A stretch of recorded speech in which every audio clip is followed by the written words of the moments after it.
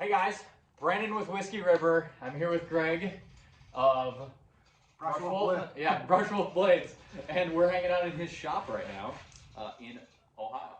Yeah. So you want to tell us about where we're at and a little bit about yourself? North Central Ohio. Grew up around the Youngstown, Pittsburgh area in East Palestine, where unfortunately the train derailed. That's about the best way people know it anymore. Yeah. Grew up there and moved out here. I'm an air traffic controller for a living, and got into making axes about 5 years ago, and met up with this guy on TikTok and a couple other friends on TikTok, and Greg's involved in took off. Surprised the crap out of me. So. Yeah, Greg's involved with the Axe Talk group, I guess, of the TikTokers on that hang axes and restore old tools. So yeah, we met off TikTok. Isn't that wild to think about? Yeah. Like being a grown adult. Right. Well, being like, so like my first axes that I was trying to hang, let's say, just ballpark, like 2018, before COVID, of course, 2017, 2018. My grandfather's axe was the first one that I was going to hang, and looking online for handles, and I found your website. Maybe, when did you start? 2016. 2016. Started selling handles in 2017. So roughly 2017, let's say you had an online presence 2017-ish. I saw you early on, and I don't know that I bought something that early on. I realized how new your website was, and I was, just skeptical of something so new. But I remember seeing about that time. So that's about when I got into it. And that was what you started with, was your grandfather's axe? My grandfather's axe. Up? Right, yes. Sweet. So, botched that one, of course, and probably rehung it. But no, I was always just after like the perfect splitter. I split firewood all my life, and would just look for something that was a little better, because I know everybody's got, I've got oak, soft maple, a little bit of hard maple, elm. But either way, just looking for what worked best for my hardwoods, and then I'd pick up an axe here, try to rehang it, Next thing you know, I got 2-3 dozen axes. What do I do? Are you started selling them, and people started buying them. Are you so you're saying that when you say you're fixing up an axe for yourself, it's for splitting? You're not felling trees with it. You're not. Correct. Yeah. I fell almost nothing. When I swing sideways, my body's out of whack for a week, so it doesn't work. It's just splitting firewood. I did throw some stuff in that. Let's get all outside. Yeah, it's so steep. Interesting. I would say 90% of what I do with an axe is also splitting. Not felling, not even really camping. Like I camp, I'm like not. No, I split 100%. That's what I've always done. I've never really cut down almost anything. I started with a chopper one, a maul, and to me that was splitting. And then when I got my grandpa's axe, it had a little bit more of that cheek to it that makes a decent splitter, especially once you get like a decent sized round busted up with that. That's kind of how I got into it. And then my wife tried to get me on TikTok, like around the middle of COVID, something like that. She's like, "You should get on TikTok," and it was just for her and the kids. And then I had people like starting to follow me, and I'm like, "This is weird." And then I had trolls. And that was awesome. Getting trolls for the first time and arguing with trolls. And that was your first online presence. Besides, did you have a Facebook page? I had Facebook, but I get fed up with stuff like that. Yeah. But that was your first like public-facing online presence. Was TikTok. Well, I've been in trapping circles and forums. Stuff like that, but never. Those kind of function a little different than TikTok. So I guess TikTok would be more my, center of attention type thing.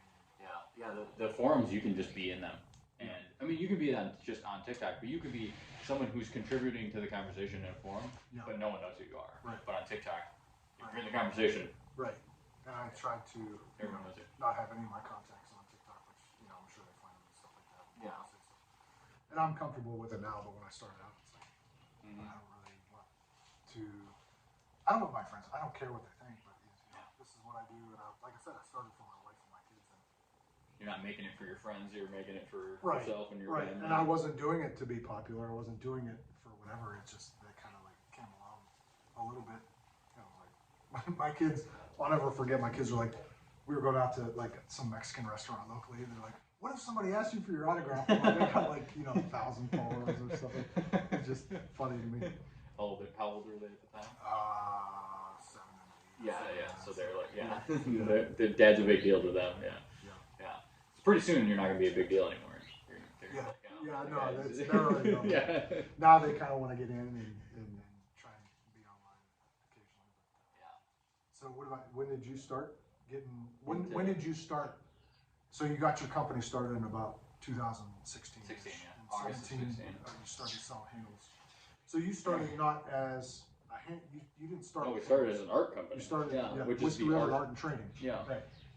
Yeah, so well, it would have been, I've been welding art since I was 14, sculptures, like the stuff that old ladies love to buy, flowers and pumpkins and stuff that we weld out of scrap metal. That horse, I've seen that horse. And the horse. Yeah. That thing's crazy. So it's not just flowers. Well, that later horse is what, how tall is it? Beginning, that's 11 and a half foot tall. I was going to say 9, 10 feet tall. So at the beginning though, it was all these like flowers and, stuff that my grandma liked. I was welding stuff for her and then selling them to her friends and, stuff like that. And I was 14, 15, so it worked. And just using old stuff off of the farm that I lived on.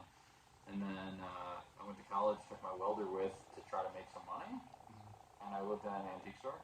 So they're like in the back in an apartment. And the guy was like, "Hey, if you want to weld some of that art I saw on your Facebook page, you can sell it at the antique store." And I was like, "Sure." So then it evolved into that. And it sold like quickly and well enough that I decided to drop out of college. I was like, I'm making way more money at this than I would be as a wind energy mechanic. I was going to climb wind turbines. Moved back home. I could see you doing that. Moved back home to Wisconsin after that, and was wrenching on farm equipment and doing some stuff at this local pumpkin farm that I had worked on and off for 9 years for.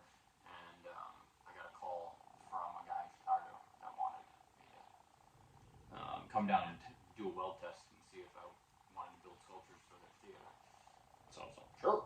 So just drove down, welded. They were like, cool, you're hired. And I was like, all right, I guess I'm living in Chicago for, 26-week contracts in 2014, 2015. And we welded sculptures for the city. And then I was sick of making stuff for other people. Yeah. Because that's like, some guy comes up with the idea and you just got to make it. Right. And that's when the horse was like, all right, I want to make a horse sculpture because that's what I want to make. And so that was 2015 to 2016 was like getting into that style of art. And then in 2018 is when I did the horse. And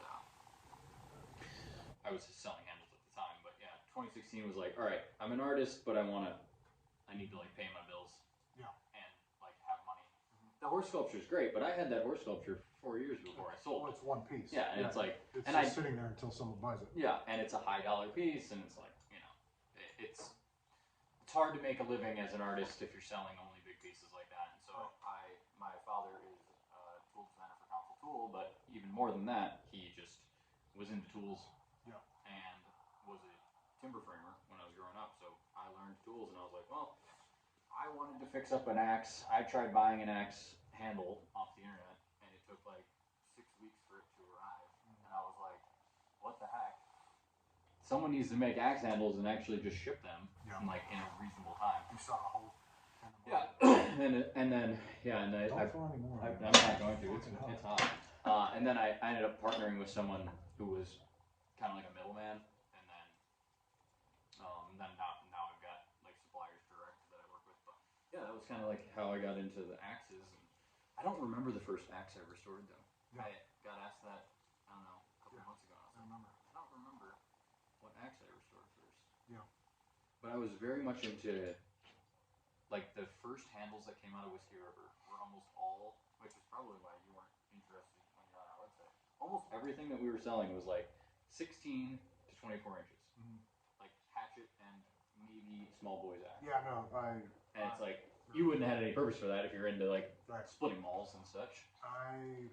Weirdly, I don't know why, it seems like everybody else likes that 28 to 30 range. I'm very much a 34 to 36 RL. Yeah. So early on, I was doing a lot of, with Whiskey River, I was doing a lot of trade shows with the art. Mm-hmm. So I was like wanting to fix up axes to take with camping.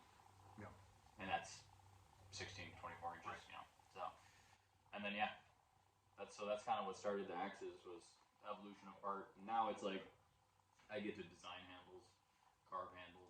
So art with that. So of your current things you sell, which was the first one that you hand do them all?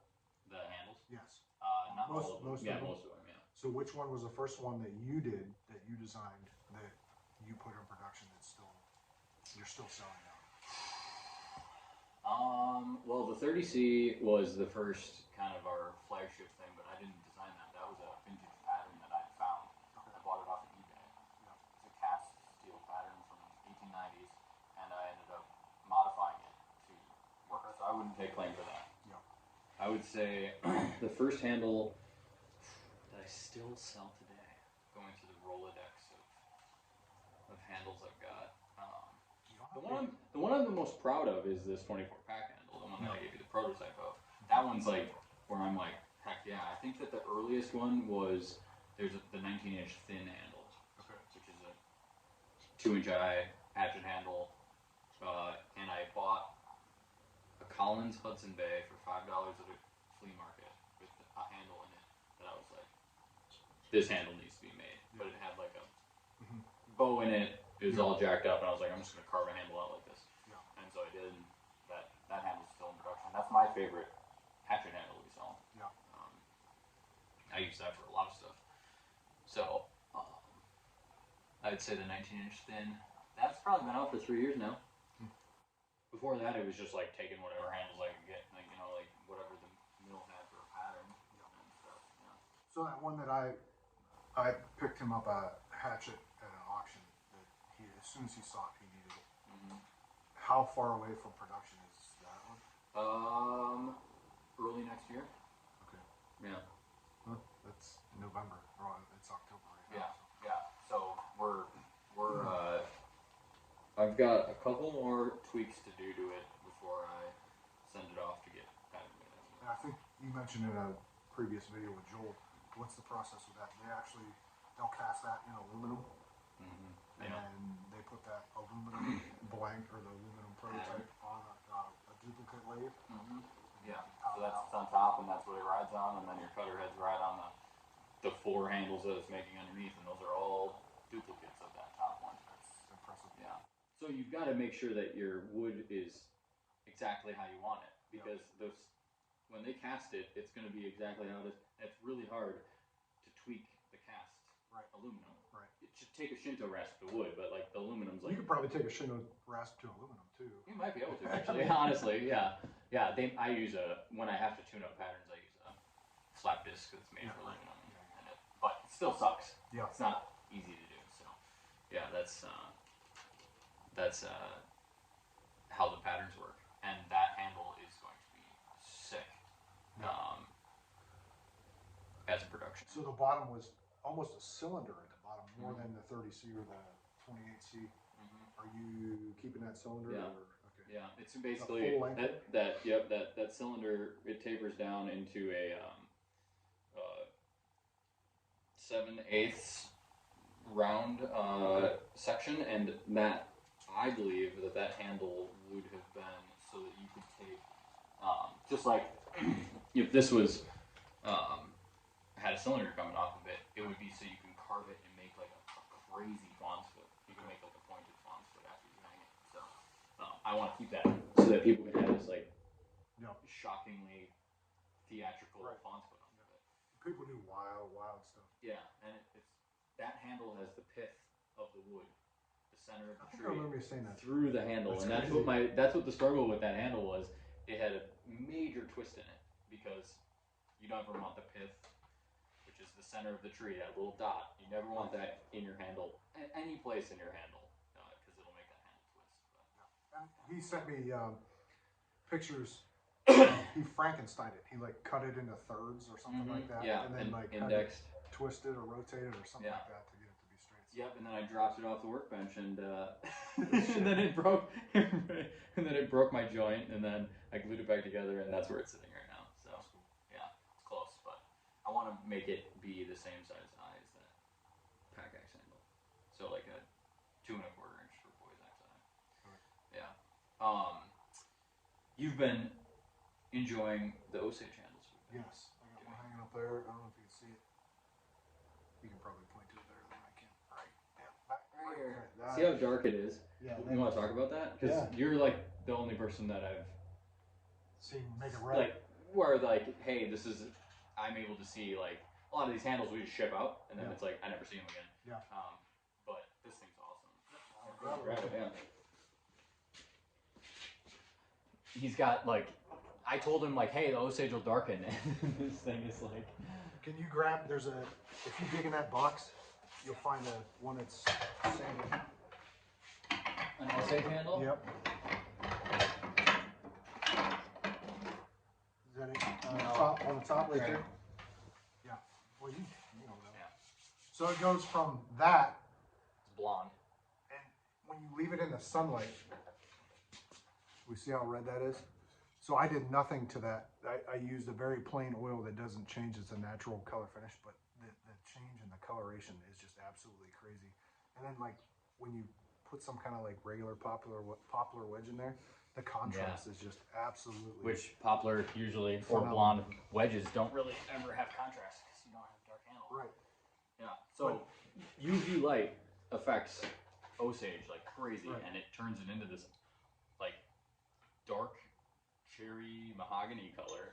That's crazy. And that's not even oil. That's sitting in like chicken dust. Yeah. I got my chicken coop sitting right over here. What is your, are you okay with sharing your, whatever you use for oil for your finish? I use all sorts of stuff. Like I'm trying. What about what's on that? So that one is Watco natural color. It's Watco Danish oil, and that happens to be a natural, the natural color scheme where there's like natural. There's a cherry, there's a dark walnut, there's all sorts of color finishes, just like with. But it would be clear. Like it's not clear, yes. And it is the only thing that I've ever found that leaves a handle like white. Like when you do hickory, it doesn't yellow. When you do boiled linseed oil on hickory, it yellows over time. Yeah. It's very shortly, which I like. Honestly, the next day. Yeah. It's like orangey. Don't get me wrong, like I like it. I like the looks of it. But if you want something to stay the exact color as when you hang it, that Watco Danish oil in a natural color is great. I've been trying the your linseed oil from the tub. Yeah. Polymerized. I'll get on a tangent about that here in just a second. I did 140 handles in it, and it's labor intensive. So let's just get into that then. Yeah. So the polymerized linseed oil. So let me back up a step. When I do boiled linseed oil, I do 3 coats over a week. And when I put it on the boiled linseed oil, I put it on, let it sit for like 15 minutes, and then wipe it completely dry that night after 15 minutes. I'll wait like a day or two till it feels like dry to the touch, and then I'll recoat it the same way and then wipe it completely off the same way after 15 minutes. Very little, just a little bit to knock off whatever, when you put oils and stuff on handles, you get a little bit of grain that'll come out.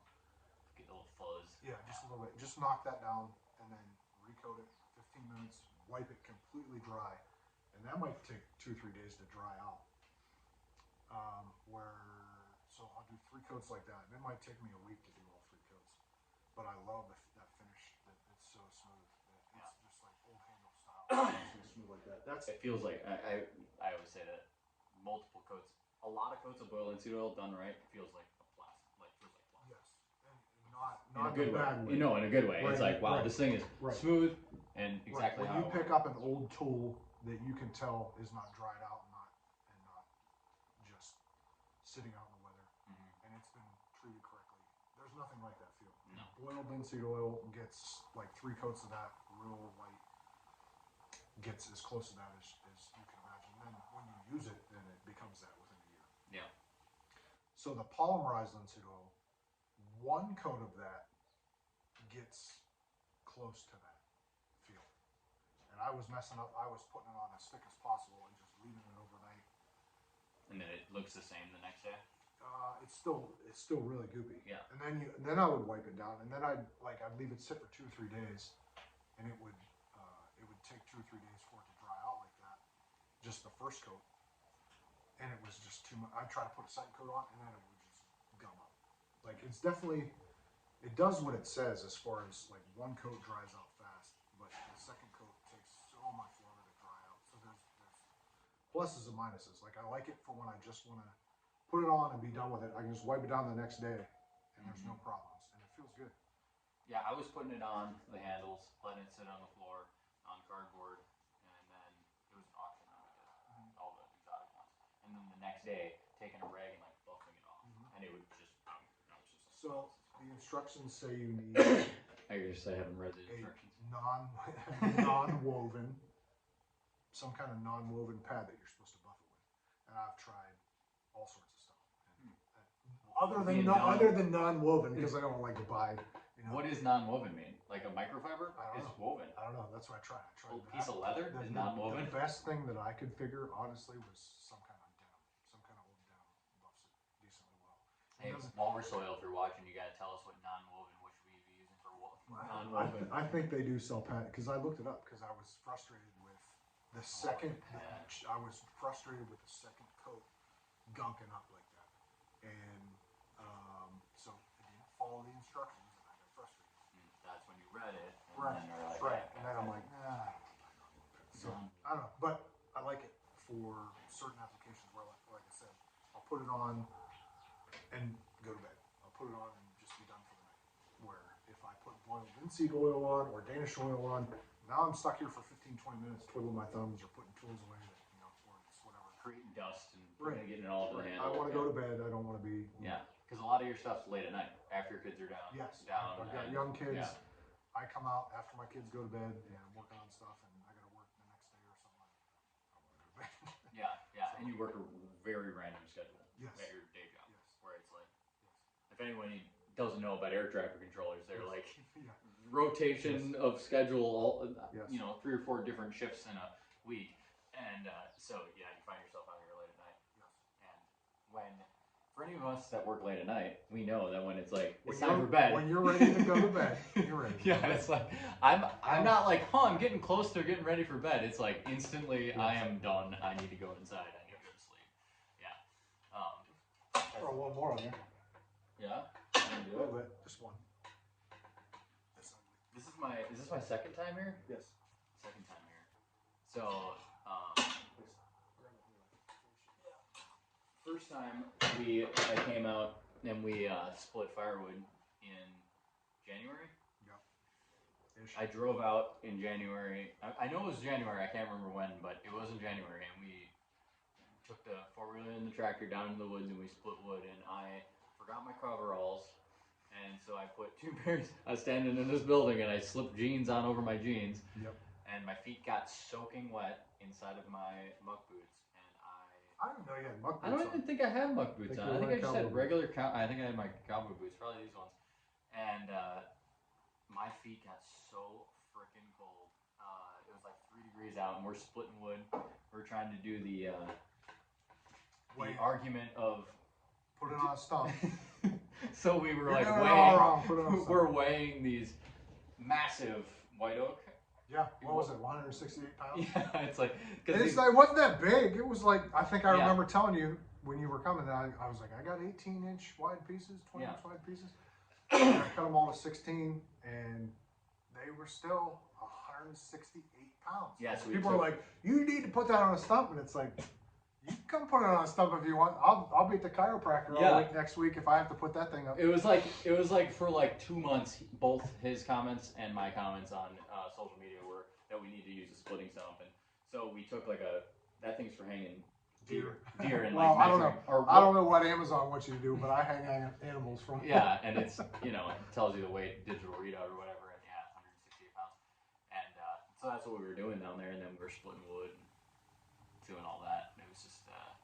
And then it was kind of the same thing as like when you're going to sleep. It was like, all right, we gotta go inside. This is way too cold. We're done. Yeah, we're done. So that was my first time out here. And you've got some acreage here. 30 acres. Yep. I got lucky in the 2008-2009 time frame when the market Great Recession. Yes. Yeah. We got this. We got very blessed, and I got a hold of this. I didn't know what I was doing with land, and I still, I'm just now getting the hang of it. But it's something that builds over time. Yeah. And got a little homestead. And every every chance you get, you improve it and turn it into what you think it should be. And you make mistakes and stuff, but it's something that, you know, when I retire, it'll feed me decently well. I get a lot of food off this place as it is now. Yeah. That's my goal, at least. And then the firewood stuff, there's plenty of wood to heat here. Fish in the pond. You could definitely heat your house for the rest of your life. I should get a boiler. Yeah. I think it was designed for a boiler. The house was?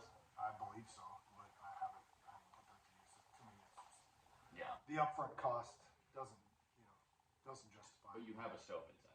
Yes. I have a wood burning stove with a blower, like a wood. What do we want to say? An insert in the fireplace. Oh, in a fireplace.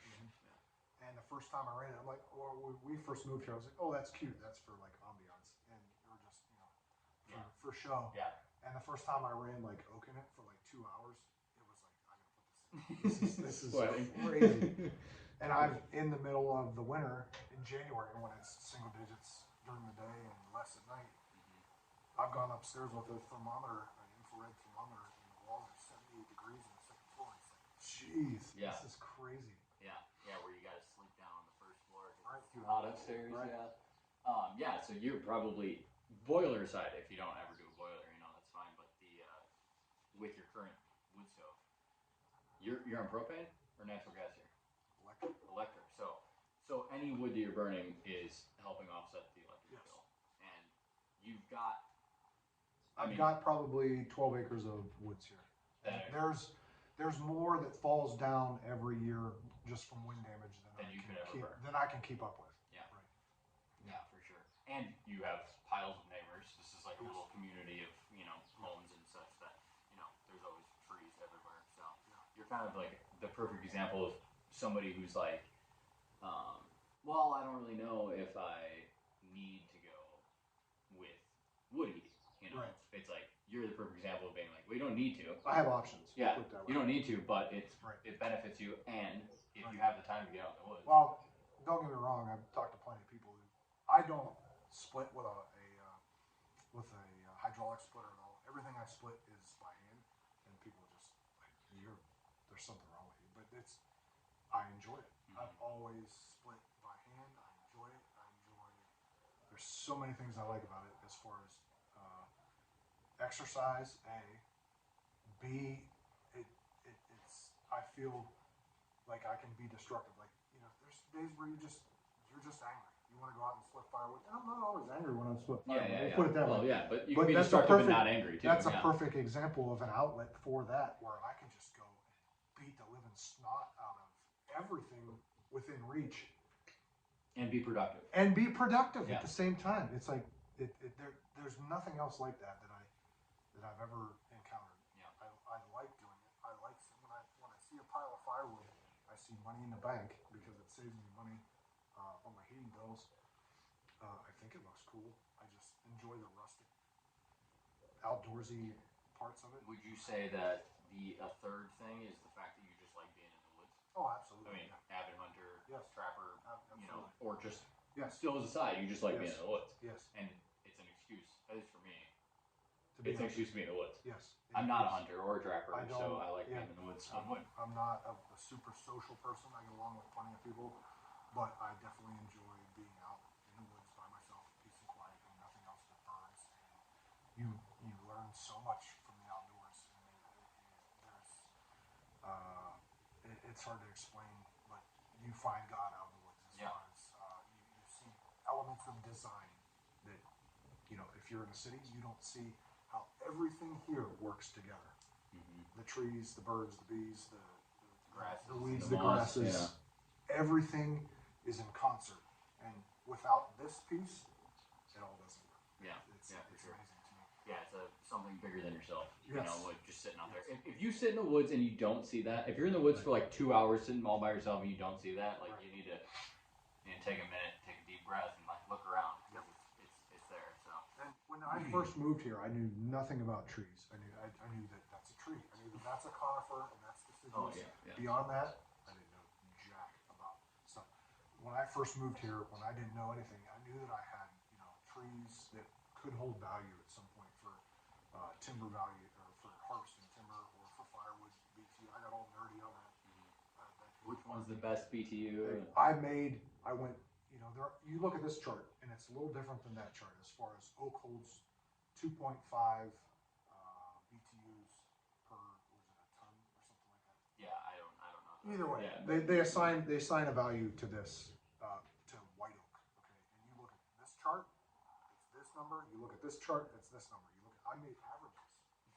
You just took everyone's charts, yes, put them together. Yes, I was that nerdy about it, and like I wanted to know. And in learning that, it was amazing to me immediately how, like, when I'm driving down the road, it's not just a tree.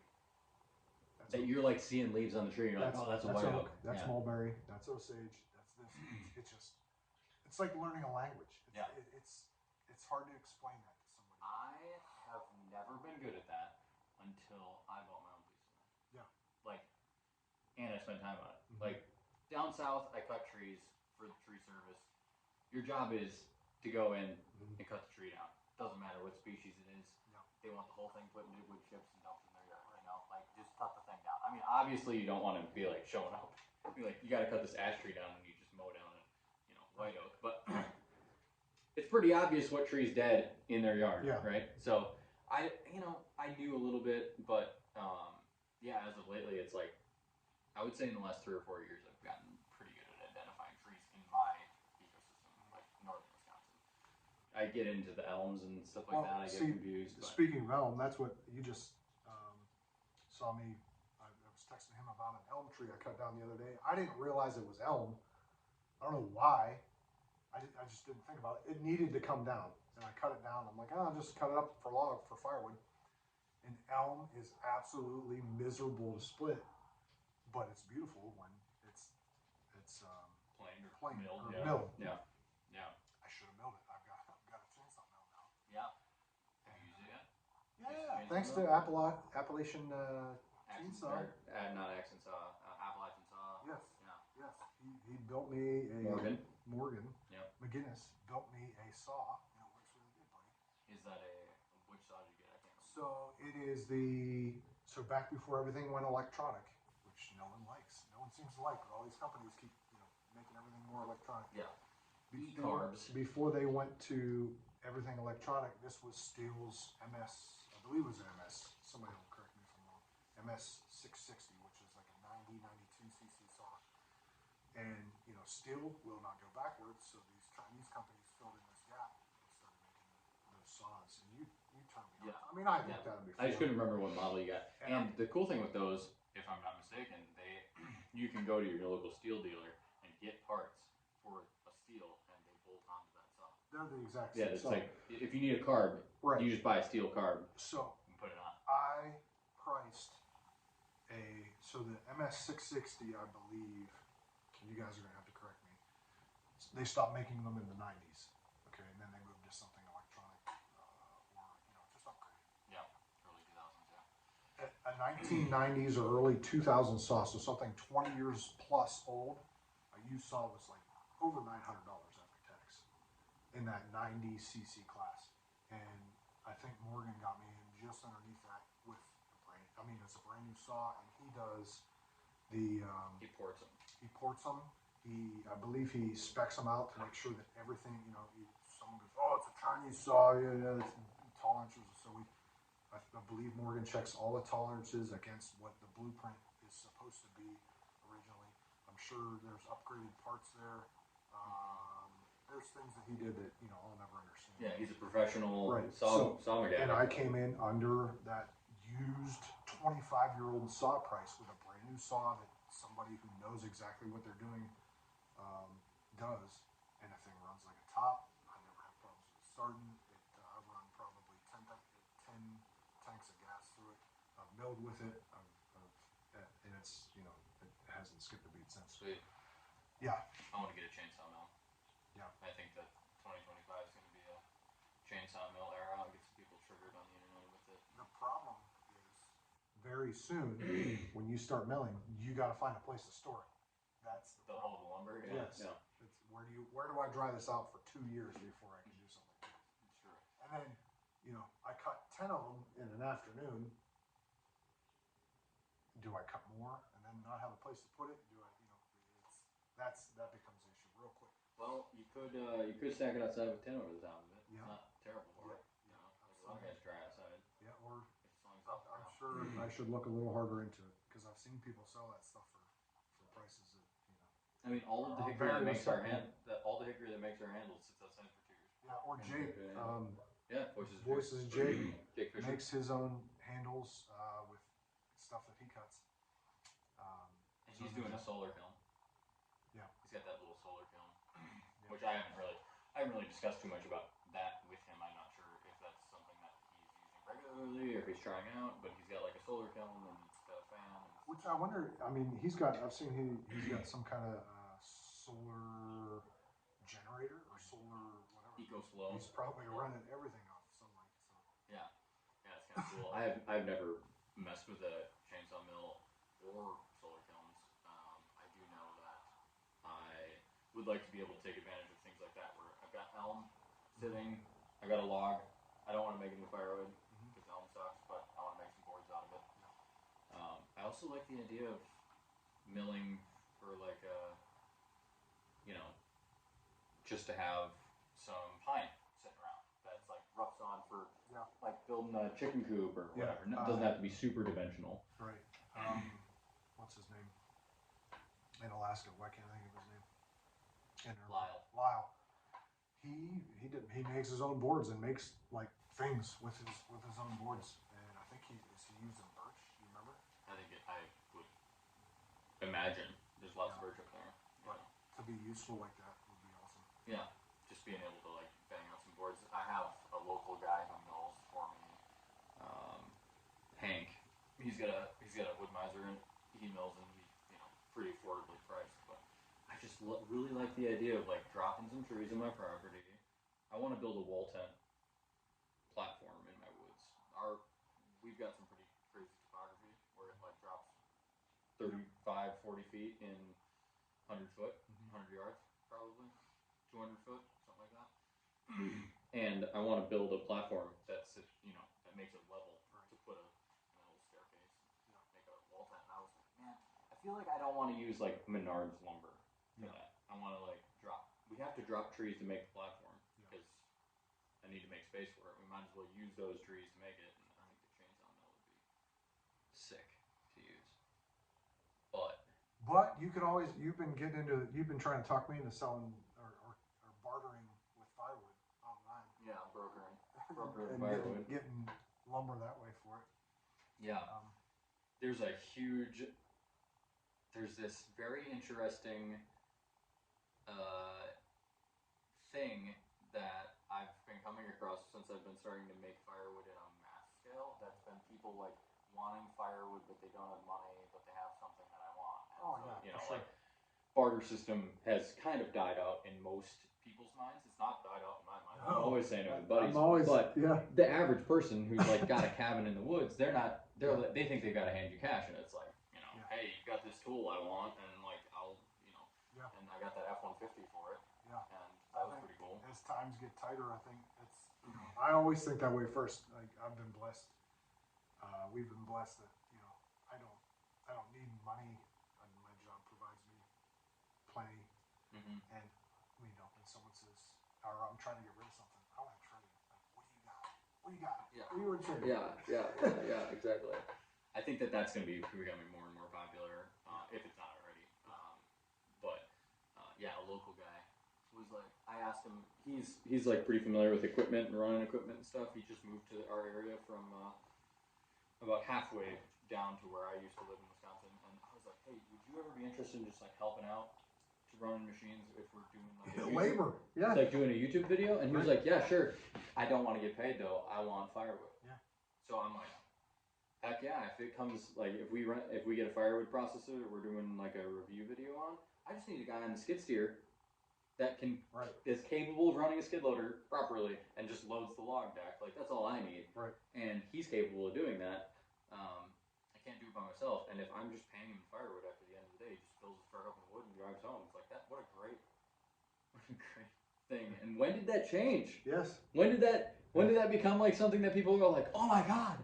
And I even feel weird talking about it in the sense that I'm talking about it because I'm even saying like, this is wild, But like, at what point point in society did it change that folks weren't like, hey, you've got hay, and I've got a cow, and I've got a bunch of cows. I'll give you a cow for your hay. Let's make this work. Yeah, let's make this work. You know, like it was such a common thing, and I just don't know. I mean, I feel like it was probably before I was around. Corporations, maybe. Yeah.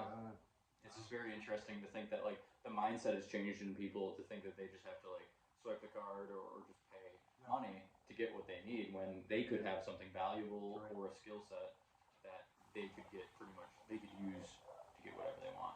Like you have enough firewood here that you could get yourself out of a pinch if you got into a financial pinch. You could be like, all right, we're unloading some firewood to get tires for my truck or transmission for my truck or whatever. Yeah. It's a security net. Yeah, I'm very much that guy. I spread everything out. I diversified, but not like stocks and bonds and and silver. I get axe heads. I got 30 axe heads. Invest in steel. It gets rough. We're selling all these on eBay, and I know what every single one has gone for on eBay. I'm watching on eBay and stuff like that, and I know, or firewood, and that's part of like I said when I learned what the trees were here. Like ash is worth this much BTU-wise, oak is worth this much BTU-wise, and I just didn't pull from one source. I got a whole average. All that stuff's worth. Yeah. I get real nerdy about stuff like that, but no, I love bartering when I can. Yeah, it's awesome. But it's not even so much. Sometimes for me, like I said, it's not so much the money aspect of it. Like it's you got a truck, the free fitty. Yeah, the F free fitty. Yeah, and it's been great. I did just blow the clutch out of it last week, and possibly took the rear end out. I'm not sure. It's in pretty bad shape, but it was free. Yeah. You know, and we're splitting firewood with it. Yeah. Good luck finding a clutch. Actually, my local auto parts store has a flywheel. I'm sure they have it. I just mean trading firewood for. For a clutch. Yeah, I should see if Wally at the local Iron River Auto Parts like, hey, you need a firewood Wally? I'll trade you a clutch. But you know, it's amazing to me. You've worked on tractors. I used to have those old international letter series, the Farmall H. I wanted that now, but either way, a 1943 Farmall H. You walk into the local tractor dealer and you're like, I need a gasket for the governor housing for 1943 Farmall H. He walks back and comes back out with something that says it's $6.72. It's like, you kidding me? Yeah. Meanwhile, you took your truck to the shop, and then they're like, parts are in China. They'll be back. Yeah, here's not a loaner truck. You know, it's like, and that's this F-150 is like that. Everything's on the shelf. Right. I bought 2 new calipers. They were Ford rebuilt calipers. So I got 2 new front rebuilt calipers. They were $30 a piece. It's like, what the heck? And they were on the shelf. I literally was like, I'm gonna rebuild the brakes on this truck today. New lines, or new rubber lines. New calipers, new rotors, done in 3 hours, all on the shelf at our local auto parts store. And we live in a town of 600 people. It's like it's not that big of an auto parts store. That's crazy. Yeah. And now I gotta get a truck like that. You gotta trade some firewood for it. Hear that, wifey? Yeah. Yeah. Right. Yeah. If Greg's wife's still watching at minute 44, he wants to trade some firewood for a truck. But yeah, it's like 2-wheel drive. You know, it's nothing fancy. My girlfriend doesn't like riding in it because it's dirty. You know, it's pretty filthy inside. But it's just a wood beater. All the more reason to have one because she doesn't want to ride it. Exactly. She's like, we just gotta clean it. I need some me time. Yeah. You're on. Yeah. So, and I've got a nice truck, and you've got a nice truck. It's like I don't want to take my truck through the woods. Right. Like I don't want to. I mean, I will take my truck through the woods. Do I want to? Not really. I want to throw things at it. Yeah. Yeah. Exactly. So, I can say this on here because these don't go super big, but the plan for this truck's series. I can't remember if I told you this or not. We're gonna every time we put content out about this, people are like, "You're gonna die." Yeah. Because we're putting that Stickler Cone on. Because they've never been down that road before. They're like, yeah, we're gonna get back up a little bit. Seriously, get out of your apartment. They're not even sure where that road is. So we split firewood with that Stickler Cone or whatever on it, and it's like, oh my gosh, you're gonna die, and so we've been talking about how we're slowly gonna take this truck apart and make it more and more sketchy. Because right now, it all is a truck that literally drives. Right. And you just put this thing on the axle. Well, you need it's going to be engine, transmission, stick shift. No, you need a milled. You need a milled 8x8 piece of oak for a bumper on the front and the back. Well, we're talking about evolving eventually into just engine, transmission. Yeah. Straight off the transmission is a stickler. Yeah. And it's not a stick shift, is it? it is a stick shift. Oh, awesome. You just like stand on the ground, push the clutch in, and then just put it in gear, and then you just got this. Let it roll. Yeah, and that'll just sit in my yard. Is like a power plant basically. To haul firewood to the next person to trade some shit. Exactly. I'm definitely gonna take the cab off of it and drive it around just to see. I don't know. It's just having fun, and that's part of the content thing that I think a lot of people who don't make content don't realize. It's like when you're in the woods splitting firewood and like recording for TikTok, or you're in here on TikTok live and you're hanging axes, you're just having fun. Yeah. You're like the job. You want to be with me? Come be with me. Yeah. That seems like it, people want to hang out. Yeah, exactly. They see what I'm doing, and they're like, this is kind of, entertaining. It's like, that's like, I come out here to have a good time. If you want to have a good time with me, come hang out. Yeah, exactly. And it's like, for the people who can't physically be here, this is that option. And I think a lot of people get lost in the idea that they're like, it needs to be educational. Yep. It needs to be highly edited. Spot on. Don't miss a word or a sentence or a topic. Or swing, no, let it loose, bro. And I think that comes from just like the over edited or over engineered, television / media that we consume as a whole, right? It's like you're not the lady at the local news station is rarely misspeaking. She's misspeaking so little that there's like blooper reels at the end of the year with like 6 of them. Well, she's saying the same thing that guy said, and that guy said, exactly. They're all reading the same teleprompter. Yeah, exactly. So what you have is people that are so used to that style of content that if you drop your Shinto rasp on the ground, they're like, you can't even hang an axe. You don't even know what you're doing. He just cut himself and he put sawdust in it to make it stop. Exactly. He didn't stop. Exactly. So it's just, that's, and I think that producing content helps me be, it's okay. I think that producing content helps me be less like that. Yeah. Like less calling out people for messing up. Because I'm like, you know what? This guy published that. He chose to publish that because he edited it. Yeah. He chose to put that in there. And, that's just. And to be fair, the worst part of it all and the hardest part of it all is the editing. It's like, it'd be so much easier if you just let it loose. Yeah, exactly. Yeah, when you don't have to care what people think, just let it. The editing becomes like half as time intensive when you're like, I can put most of these mistakes in, and I've been teaching the high school kid how to edit, and I've been like, it's okay to, like if I like misspeak like 6 or 7 times in a row, like put that in there. It's funny, Zoom in on my mouth as I like say the wrong word. The people that are actually like after the product, I don't really care. Yep. So, you want to see some ads? I want to see what the bags are. Yeah, you got a couple things show and tell here. I got these axe bags, which by the time this video airs, these are going to be live for pre-order. But these are. What do you got in there? You didn't show me that earlier. Actually, this double bit is on our auction site right now, I think, and I thought about that on the drive here. I was like, I hope that you get to see it. Well, it's more like I hope that. No, this is not on our auction site. Never mind. It's just one that I have around that my friend George fixed up, and he put epoxy or something on it. But so these are made to be only used with masked axes. You can't just put like a You gotta have the mask on. Yeah, otherwise it's gonna cut through it. But these are replicas of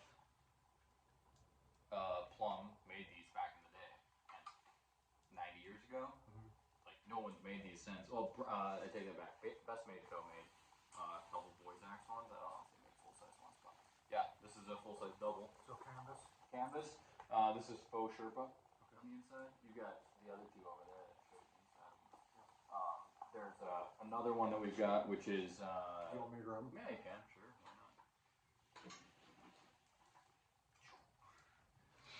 Why not? This one. Let's see. This is the middle grade. The faux Sherpa is the middle tier. I'll show you the top tier first. Or next. This is the wool flannel. Yeah. This stuff is not cheap. No, that's that looks like I've got Stormy Cromer. Yeah, this is. I was like, we should. Woolrich, old Woolrich hunting clothes, hunting gear, or outdoor gear. Super durable. Doesn't mold. You know, like stays. Doesn't. You know, it's just a super durable material. And then the base tier is this, which is 100D nylon liner.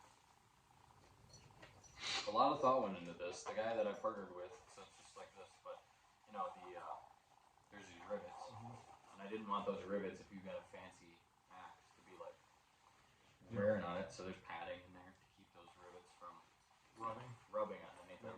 So super thick. I'm hoping that these are something that people can pass down to their kids because the original I don't see how you're gonna wear through those. The original ones are like super brittle. You know, the ones that I've seen that are still being used. And is there a way to, what do you need to wipe them down with or care for them? Or that's a great question. They haven't brought it up to you yet, whoever's manufacturing? There's I mean, however you treat like wax canvas bags and things like that, you've got you know that. But yeah, this is wax canvas on the exterior. So one thing that that's kind of interesting on the faux Sherpa is I only have the Sherpa go down to here. Okay. So that you can have a big palm swell on your axe, and it's not like it's just bulged down in there and stuck. There's not room. Yeah, there's room. There's room for the palm swell. Okay. Yeah. Not that this is tapered at all, but you just wouldn't want all that material down in there. So. Yeah, actually might be. But 36-inch both, and then you can fold this up if you want. What all lengths?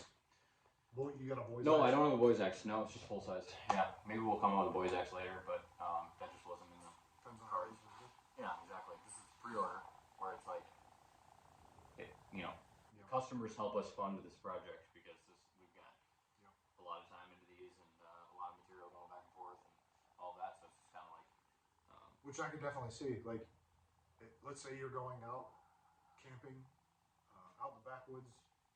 on a horse, backpacking, on a horse, anything.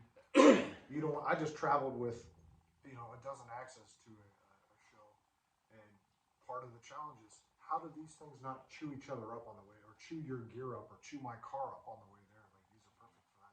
Yeah, like I envision this as being like something that you're like, I'm gonna throw this in the back of my, I'm gonna throw this axe in the back of my UTV, right? Put it in the bag first. Right, and it also protects you from it. Right, it's like right. You know that if it's in the bag, it's got the. Our buddy Joe, he was on a. Was he coming back from a? What's his last name? Do you remember? Joe. From New Jersey. Yeah, I know. I can't remember his last name. Joe.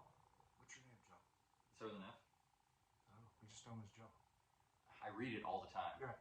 So either way, yeah, he was in Joe, a car big accident. guy. Yeah, Great guy. He was in a car accident on the way home and had axes in the back of his car. Right. And they're going all over the place. Yeah. Like he could have died. Don't get me wrong, you ain't gonna have 20 of these things, but like. Yeah. But if if you have an axe in your car, which most of us do, in our circle, it's like this can be in the car, and you know that if it's in this bag, it's got a mask on it, it's buckled shut. This is gonna hurt. Joe Buckley. Buckle. Yeah. Joe Buckley. Yeah. Yes. That's his last name. Yes. And if this hits you in the head, it's gonna hurt a lot less than a bladed axe with So yeah, like when I was traveling with a dozen axes, I had them all pressed in one spot, and I was wedging everything I could because Joe Buckley, shared his story about I got in an accident. Didn't you flip his car? Yeah. Yeah, I'm pretty sure you flipped any like crossover SUV. So it's like it's not like they're in the bed of a truck. Yeah. And they're like in the cab with you. Right. Super scary. Not something like a blender. Yeah, exactly. Not a good deal. No, like it's something that I never thought about. Right. Until he brought it up, and I was like, oh my gosh, I've been traveling to trade shows with these in a van for years. So yeah, great. This is something that I've been working on. This is the Great. What do they say on them? Whiskey River Trading, made in USA. Yeah, and these are made in St. Joseph, Minnesota, by Rustic River Gear. Partnered with them. They make gun cases. Okay. And they make pontoon boat canopies. Like the canopies that go over the top of the dock thing, and then they make bags and, you know, backpacking stuff. So, great company, local, U.S. made. What do you got here? Oh, I don't know if I can show this on the internet. Just, we'll leave it sideways like this so you guys can't tell what it is. Okay. What about this one? This one we can talk about. This is the I've been calling it a Little Thumper, but it's a 7-pound splitter on a 20-inch handle, which we haven't tried yet. You haven't swung this yet, but you're gonna after this video. We're gonna split up some kindling with it. It's old number 7. I hung this. This is available on the auction site now. Hopefully, when this video is still live or goes live, this will be on there. But I told you that I was gonna put this handle on this head, and you were like, "That's." I don't even remember what you said. You well, like, I've got a house axe, which is traditionally a full-size head on a 19-20-inch handle. And mine, I split like you're not gonna find many people that split more than me. Yeah. And mine is 3 3/4 pounds on a 19-inch handle, and it's like I wouldn't want to go any heavier than 3 3/4 pounds. You're like, I'm gonna put a 7-pound head on it. I'm like, well. You're like, good luck. I like a lot of your ideas. I'm not saying it ain't gonna work, but I'd like to see how it works. I haven't swung it yet, so I don't even know how it works. It is hung, and it is very awkward. If you hold it halfway, if you were shorter, like you grab it right there. That's where I grab it. If honestly, it was shorter, it would be better. This could be a 12-inch handle. Just lop it off. This measures at 17 inches. Right. Yeah. So yeah, if you take half this handle. And then the thing you got to think about with your hands right here is you're gonna get splinters and. You know, when you're splitting, it's broken knuckles. Yeah, the splintering isn't going to happen here. It's going to happen in your knuckles. That's how you break your fingers. Yeah. So that's what I've got. Right here behind us. It's fine either way. Right there is a Redbeard Edition. You asked me what I hung on the board. Or you didn't ask me what I hung on the board. Yeah. No, I was like, shout out to Ed. I didn't even notice it. Yeah. Like, Ed, that thing's awesome. And how many do you have for sale? We did 20? No, we did 10. 10. 10, yeah. And we have one left at the taping of this, but yeah. it'll probably be on next place. I didn't know what it was. I knew I'd seen a video that you had made them. I didn't know what it was because it was dark and he's just whipping them out on the tailgate and telling me to take them in a barn here. And I said, "What is that? That's awesome." And he said, "That's the one that Redbeard made. It's sweet, buddy. That's yeah. Awesome." This is. I'll grab it. We'll get it up front and center. Ed deserves it. I sent Ed 10 of these Hudson Bays with handles in them. He banged the handles out, and then he put our 24-inch pack handle in it. He sharpened it, and it's razor sharp. Charred at the bottom, looks like. Yeah. Pretty nicely. Tastefully. Charred all over. Yeah, charred all over. I heard you say that the other day. Tastefully charred. Because I hate it when people do this on the whole handle, and it's like, I mean, I like seeing the grain, you know. I guess it preserves the handle for sure, but and then he made this little fawn's foot. Kind of see it there. That's tight. Yeah, but razor sharp Purple Heart wedge. This one's my personal one. He made this one to show me before the, you know, basically. And they're all. So did Ed paint them all orange? Yep, paint them all orange. Yep, he's all about the orange. And I think they look great. I think they're easier to find in the woods when they're orange, and these come with leather. One of a Whiskey River. They come with leather. Yeah, Whiskey River medium mask. $200 gets you this axe with leather on it. I'm telling you, I've got probably 60 axes in here. That's a $200 axe. Yeah, that's awesome. Yeah, he did a really good job on them, and he's been super great to partner with on these as we, you know, do these. I mean, he did the machete. Yeah, I didn't. RB12. Yeah, I didn't bring it, or if I did, it's packed away in the camper. But the RB12 is great. I've been enjoying it. I camped with it in Texas. Chopped up some kindling to make a little fire, you know.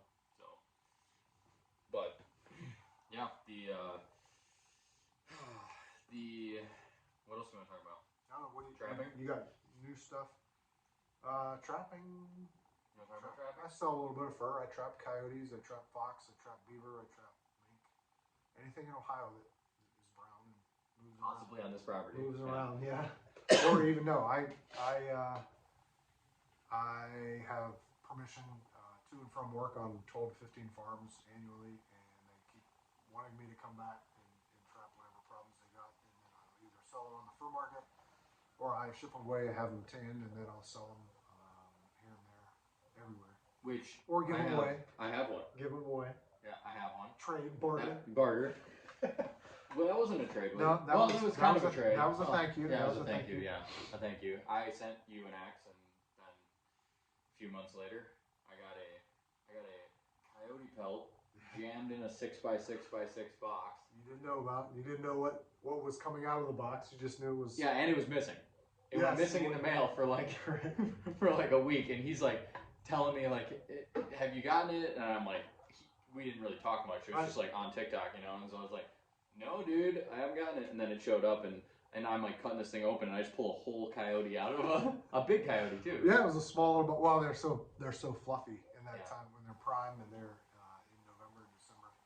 They're puffed out, and that's when you trap them for fur value. Yeah. And they fit when you all the air's out of that. Yeah. They fit in a little box like that. But it's something. So we had it hanging in our living room behind the couch, and he who's sleeping right now, Didn't like it. all of a sudden one day, it had been hanging there for like months, and all of a sudden one day we had friends over, and he like jumps up on the back of the couch, and he's like bumping it with his nose, and he's like whining and whining and whining, and then he's like sitting on the floor and he's staring at it and whining. For like a week, he would not stop. He was like obsessed with this thing, so we took it to work, and now it's at work. And now when he's at work, he sits next to the thing and just whines and whines and whines. But it'll be hung up in the new front building once we get that finished up. We'll see. Trapping. I always trap here. There's always something killing the chickens, no matter what you do. Something's getting in them, and you gotta. I never knew when I bought this land that I would have to, take care of things like that as much as I do. But it's part of living here, and if you can make value of it. Yeah. If not, you just you realize that things don't die the way that you think they're going to do in Disney. Like they don't die of old age just sleeping in a cave somewhere. Something gets old or diseased, it gets torn apart by something else, and that's much better than. I'm sorry, like having a handcuff on and taking a bullet is within a day is much better than being ripped apart and torn apart. Yeah. Mother Nature is not. Nature doesn't care. Mother Nature is a cruel bitch, as they say. Yeah, for sure. But yeah, no. What do you got coming out in this next? You said this new. What do you call this new handle that is coming out? The Lumberman. The Lumberman. Yep. The one that's coming out. We should be coming out in the next couple of weeks. It might actually be out by the time this airs. I got it in that box. Yeah. That's it. Do you have many things coming out in 2025? I haven't been looking that far ahead because we're in this interesting economic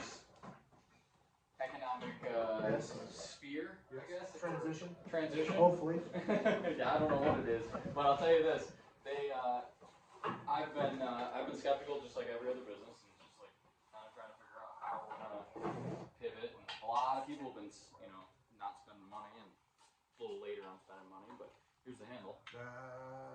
This is the original one. Sweet. That needs a jersey on it for sure. Maybe not for sure, but when I see it, it's straight-ish, and not much of a palm swell. But this is the one that it's replicated on. It's identical. And where'd you find that? Kyle Brown shipped me that handle to borrow for a little bit. Okay. Yep. That is awesome. This is a Tatum brand, and Tatum is the same handle. Tatum made the 28 NEC that we copied. Okay. So that's for a full size. Full size head, yeah. You could use it for a boy's axe too. Right. But I also got this one the other day. I paid up for this. What's this one going to be called? The Lumberman. Oh, I don't know. It's probably going to be a 28 LUM. Okay, so when I asked, I was thinking, I didn't know this was coming. I was talking about that one that I bought at auction for you.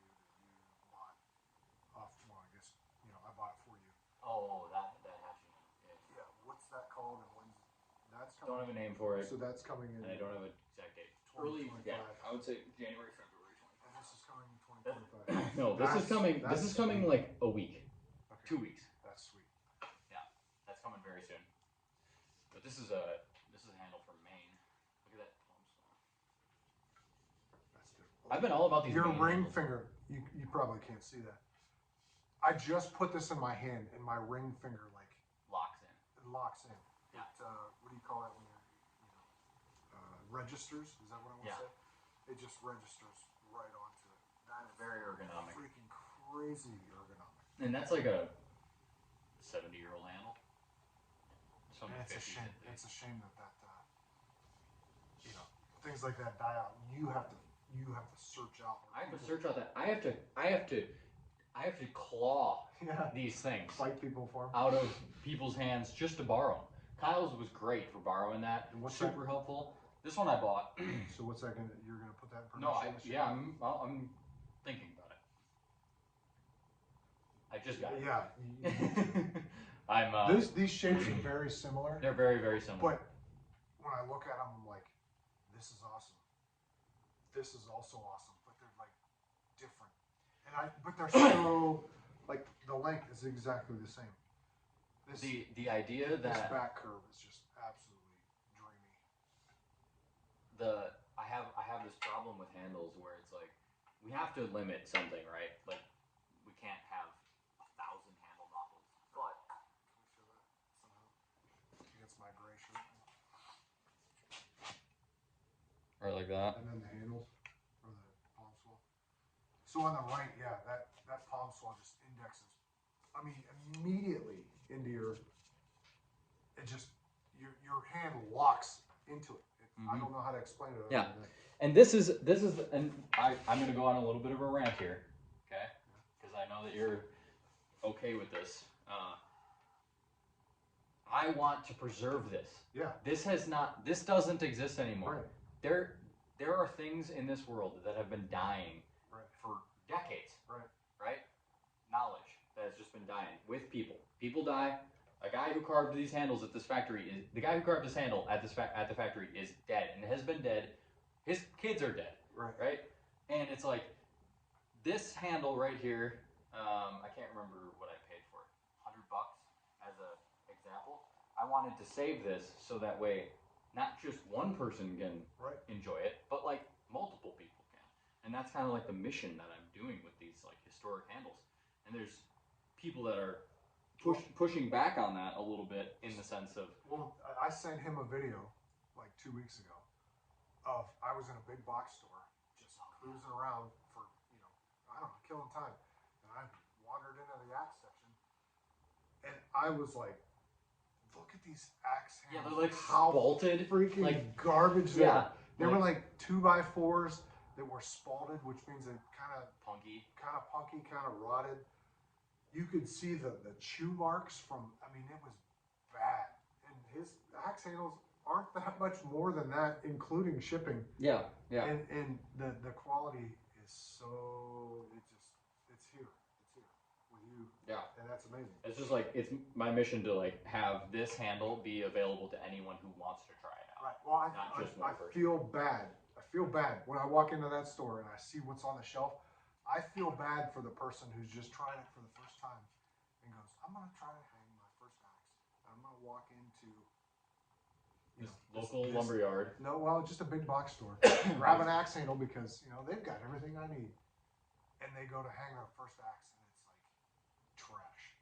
And there's no saving it. There's nothing making it that good. It's going to break right away. Right. Or it's just gross. It's just gross. Where like these, like I said, the indexing is immediately, as soon as I grabbed a hold of that axe, my ring finger just locked on. And this is what the old timers knew. Right. This is what they knew. Yeah. They knew that it didn't need to be necessarily super thick. Right. But that it needed to be a good shape in the bottom. Right. And it needed to have the shape like that's the other thing with big box store axes. And it's long enough here. They want it. The big box store wants you to be able to just slam the head on, wedge it. They don't want you to have to carve it away. Well, the way you get an actual true fit is a little bit of an oversized die and you got to remove the material. Like, it's just how it is. So, it's just a lost art. It's super sad to see how handles have devolved since the basically post-war. But it is something that I'm trying to preserve as much as I can as far as these historic patterns. So, and we're not making millions off of this. We're not. This isn't something that I'm like.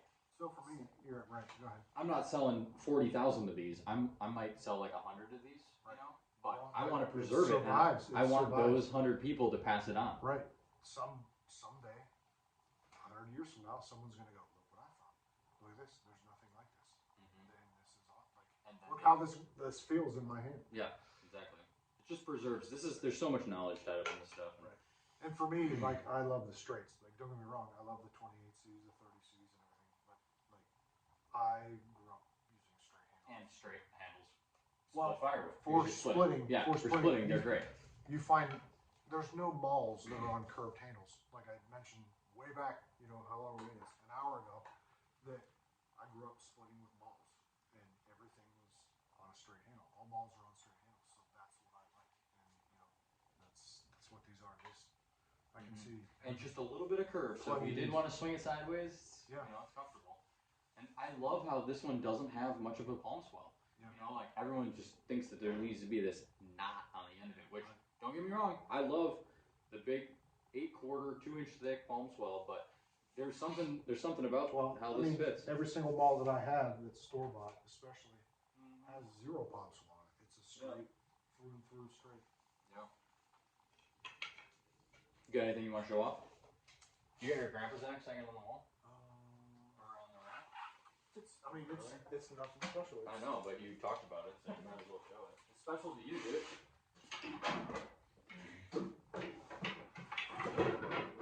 We're bouncing around in conversation here, but I have so many axes now, and I know them by the wedges because they sit in the rack.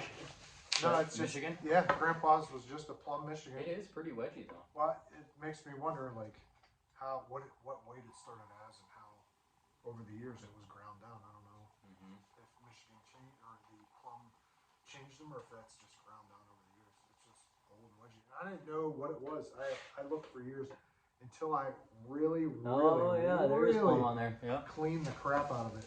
Like, and you gotta hold it in the right light. It's a plum.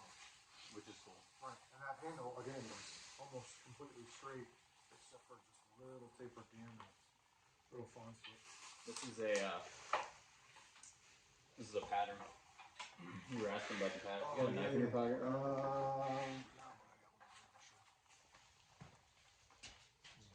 That'll work. This is what a pattern looks like.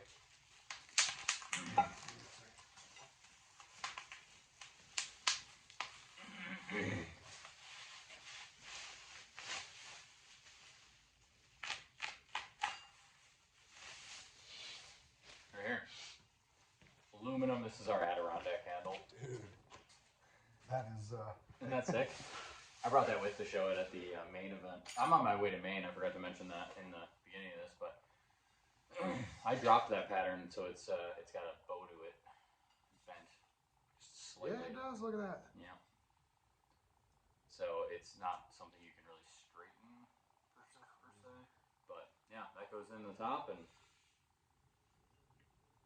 It feels like galvanized pipe because of just how thick and heavy it is. I've never seen a piece of aluminum like that. Yeah. That'd be awesome for a Pulaski too. For that length handle. Yeah. We're gonna bring back the Adirondack here pretty soon. That'll be a 2025 project. But I need to redo the pattern because this one's trash, and all the handles that we. You gotta be able to bend it or try to bend it with. It's got a wobble in it. That's the problem. It's not just a bend. It's not just a bow. The problem with cast aluminum is that when you start bending it, it fractures. Yeah. So it's done.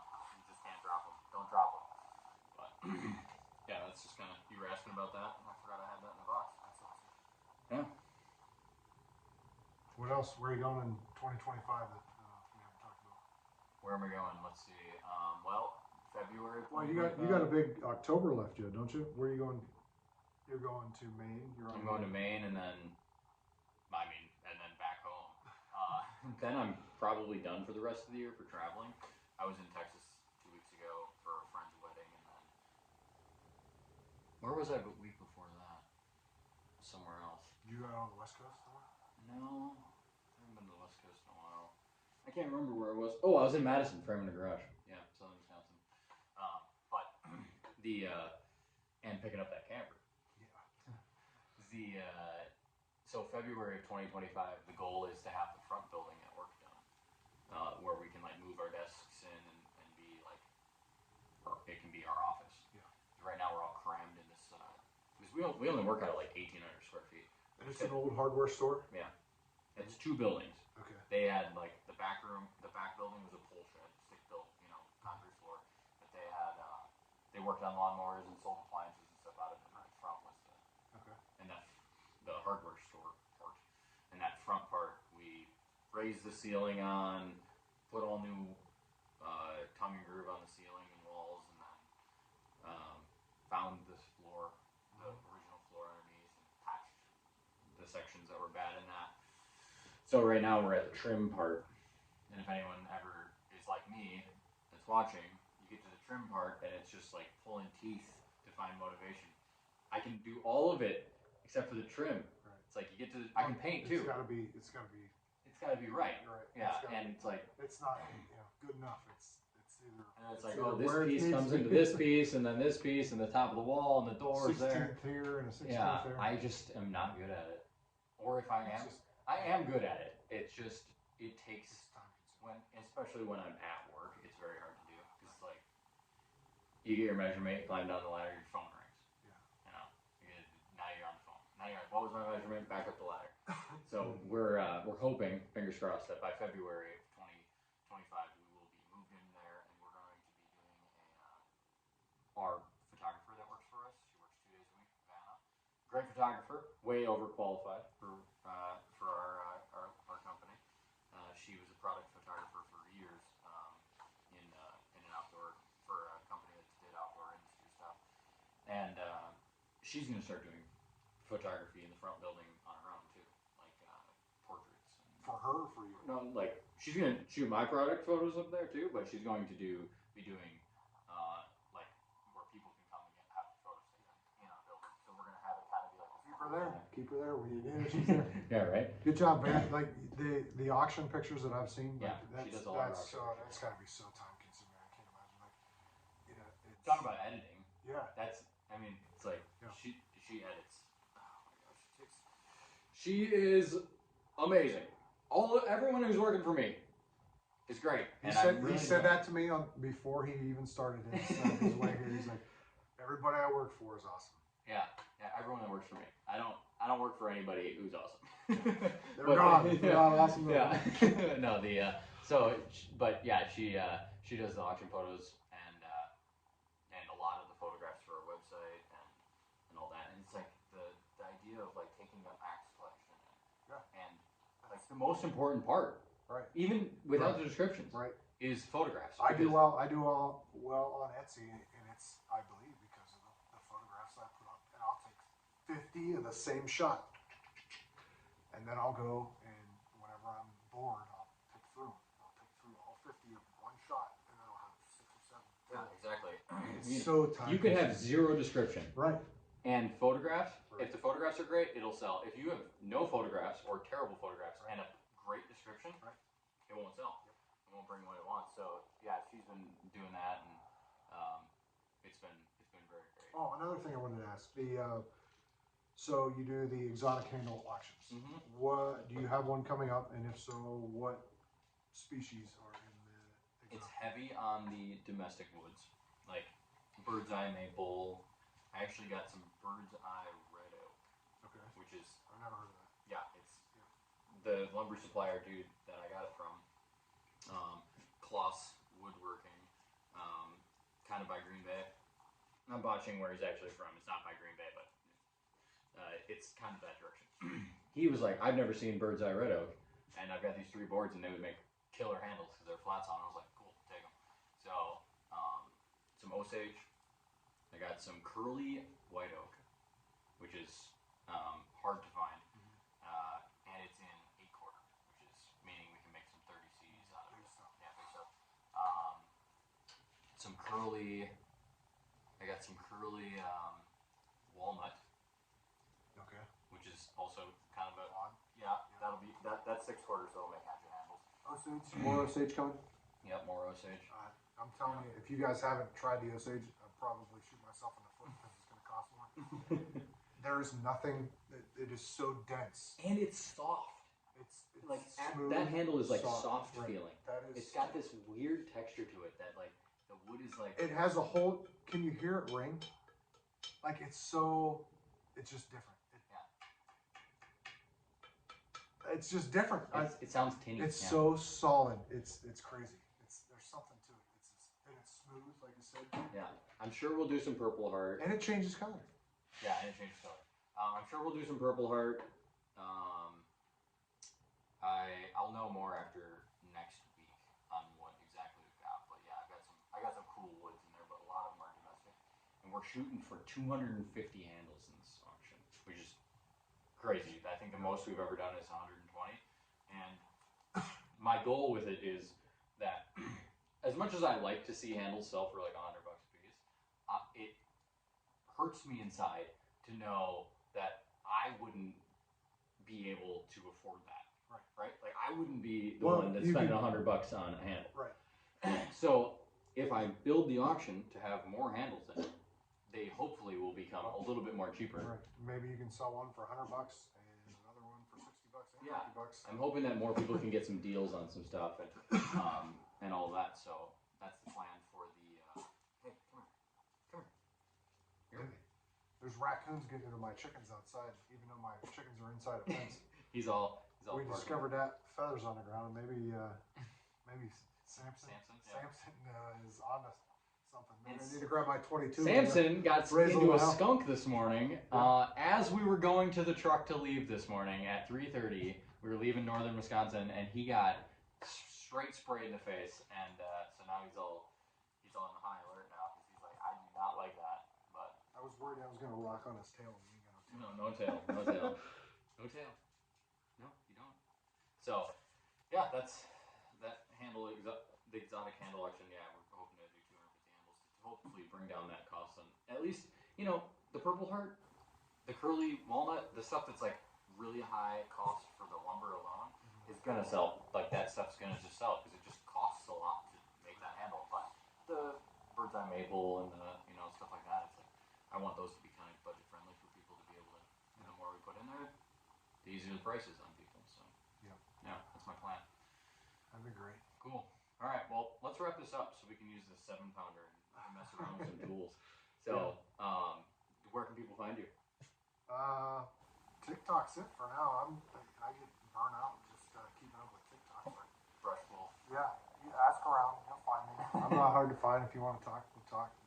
I'll put the link to your TikTok in the description. Oh, Etsy. I sell on Etsy. Oh yeah, that's right. Yep. And what is your Etsy store name?